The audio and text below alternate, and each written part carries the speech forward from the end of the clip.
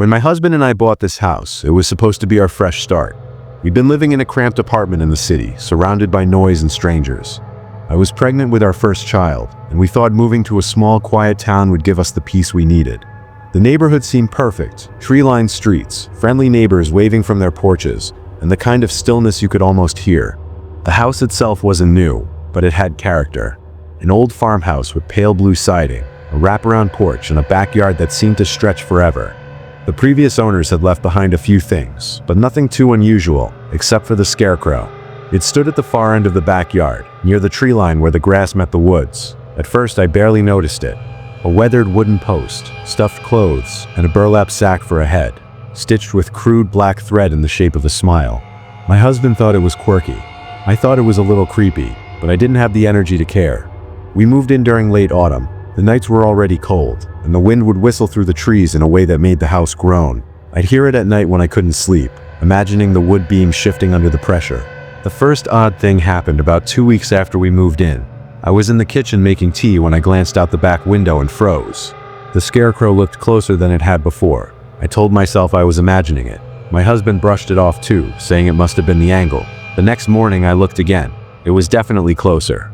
Not by much, maybe 5 feet, but enough that I knew it wasn't just my imagination. My husband laughed when I mentioned it. "What, do you think it's walking toward the house?" I wanted to laugh too, but I couldn't. 2 days later, it had moved again. This time it stood halfway between the trees and the porch. I felt a crawling sensation in my skin. My husband finally admitted it was strange, but he insisted it had to be a prank. Maybe the neighbors? Maybe some bored teenager? That night, I lay in bed, staring at the ceiling, unable to shake the thought of someone walking across our yard in the dark, moving that thing closer and closer to the house. On the 4th night, I woke to a noise, a faint, dry rustling like straw brushing against wood. I sat up and listened. It stopped. My husband slept beside me, breathing deeply. I wanted to wake him, but I couldn't bring myself to move. In the morning, I went to the window and my stomach dropped. The scarecrow was at the edge of the porch. That was the day I called the police. They came, walked around the yard, asked a few questions, but didn't seem concerned. "Probably just kids," one of the officers said. They offered to patrol the street for a few nights. It didn't help. That night, I was feeding the baby in the living room around 2 a.m. when I heard footsteps on the porch. Slow, deliberate, creaking footsteps. My chest tightened. I turned off the lamp, clutching the baby close, and moved toward the hallway. Through the window, I caught a glimpse of something, a burlap head, just visible over the bottom edge of the glass. The next sound was a long, drawn-out scrape, like something being dragged across the porch boards. I didn't move until the sound stopped. In the morning, the scarecrow was gone. My husband searched the yard, even the edge of the woods, but there was no trace of it. I tried to tell myself it was over.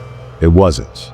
A week passed without incident, but I couldn't relax. Every night I double-checked the locks, peered out the windows, and jumped at every sound. My husband said I was scaring myself for no reason. But on the 8th night, I woke up to the sound of the baby crying and something else. Whispering.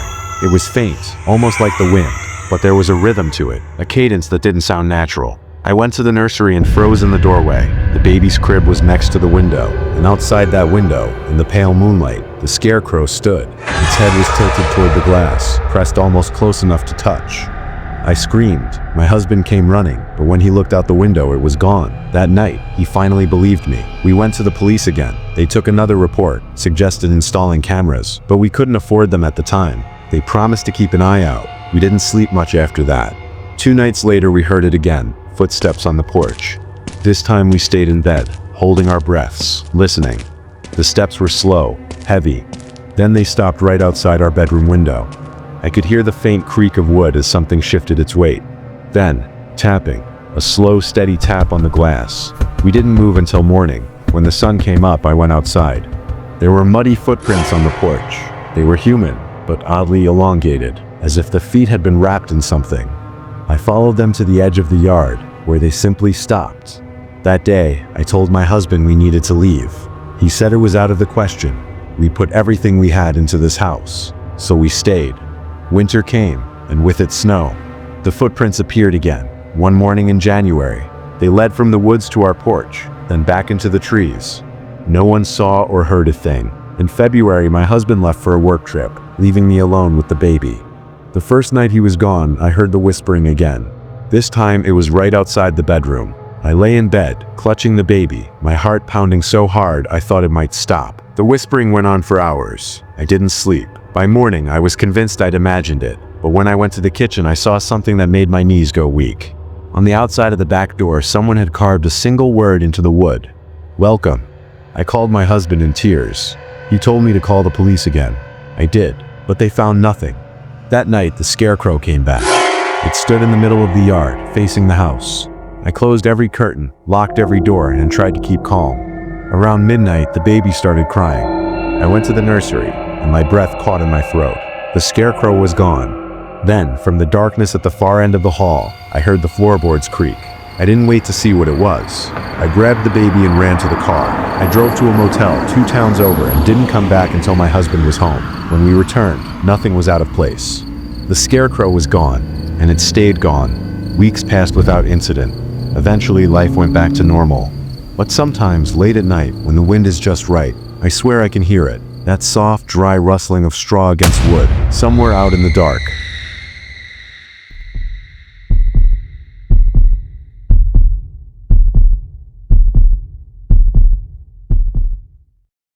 My fiancée Claire and I had been looking for a fresh start after some rough family drama on her side. We wanted distance, real distance from everyone we knew, so when I found a fixer-upper on the outskirts of a small town in Montana, it felt perfect. The house was on 5 acres of land, bordered by forest on 3 sides with the nearest neighbor half a mile away. The price was suspiciously low for the size of the place, but the real estate market in rural Montana wasn't exactly bustling. So I chalked it up to luck. Claire loved the place instantly. It had an old farmhouse feel, a massive wraparound porch, and enough space for her to finally start the art studio she'd been dreaming of. I work remotely as a software developer, so location didn't matter much. The only odd thing was that the previous owners left in a hurry. Half the closet still had coat hangers, and in the pantry we found canned goods that expired only a couple months ago. But the realtor said they'd moved for work, and I didn't press. The first few weeks were peaceful. We fixed up some of the interior, painted, unpacked, and explored the woods behind our property. But about a month in, things started getting weird. It began small footsteps in the attic when I was home alone, little creaks and thuds that didn't line up with the wind or house settling. Then one night, Claire swore she heard someone whisper her name from the hallway while she was painting in the living room. I told her it was probably the old pipes or her imagination. That excuse stopped working when we started finding things in places we didn't leave them. Claire's sketchbook appeared in the barn one morning, sitting neatly on a bale of hay. My set of work keys, which I always kept on my desk, ended up on the top shelf of a kitchen cabinet. We started double-checking that doors were locked at night, but the sense of unease was growing. One Saturday afternoon, I went into the basement to check the water heater. The basement was bigger than I remembered, and colder too. That's when I noticed something strange on the far wall, an old wooden door. I swore hadn't been there before. It was painted the same color as the basement walls, almost blending in. I walked over and tried the handle, locked. The wood around the frame looked newer than the rest of the basement, like it had been replaced recently.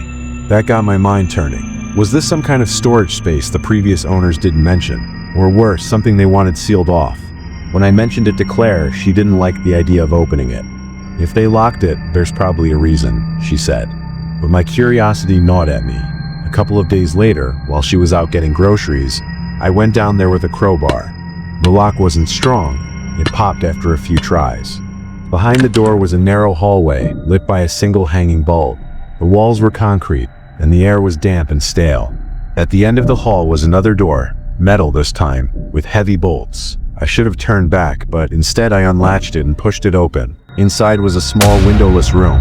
On one side was a cot with neatly folded sheets, on the other a desk covered in notebooks. The notebooks were filled with frantic, cramped handwriting, pages covered in what looked like journal entries. Only the sentences didn't make sense.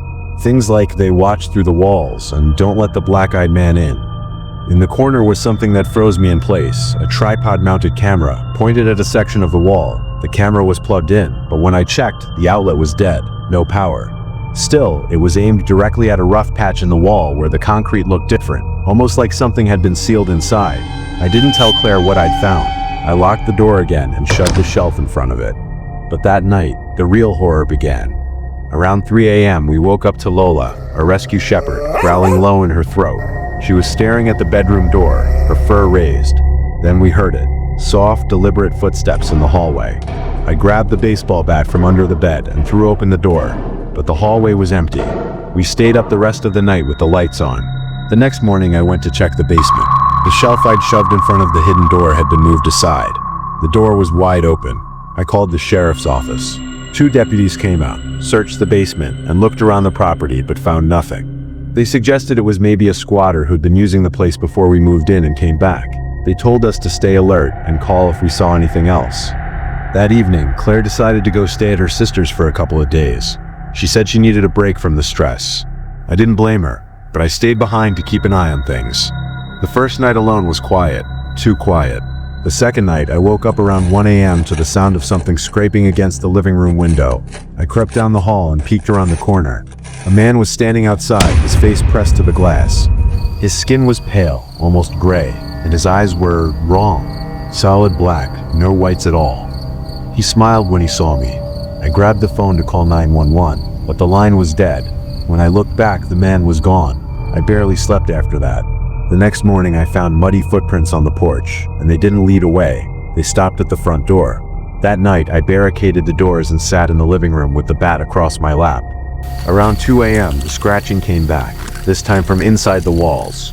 Slow, dragging sounds like fingernails against wood.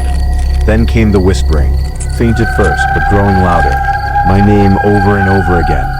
I didn't go investigate. I stayed put until the sun came up.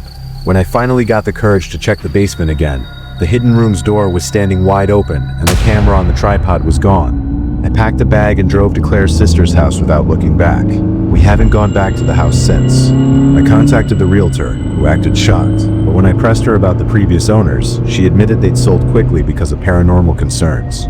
She wouldn't elaborate, and when I called the number she gave me for them, it was disconnected. The sheriff's office has the keys now, but I don't think I'll ever set foot in that place again. I don't care if I have to take the financial hit. Whatever is in that basement or in those walls can have the house.